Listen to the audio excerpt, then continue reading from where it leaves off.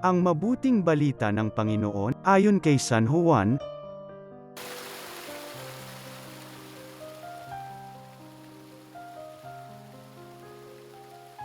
Noong panahong yun, sinabi ni Jesus sa kanyang mga alagad, "Ngayoy paroroon na ako sa nagsugo sa akin.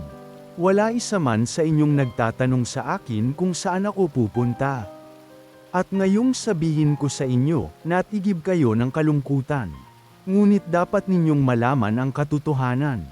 Ang pag-alis ko'y sa ikabubuti ninyo, sapagkat hindi paparito sa inyo ang patnubay kung hindi ako aalis. Ngunit kung aalis ako, susuguin ko siya sa inyo.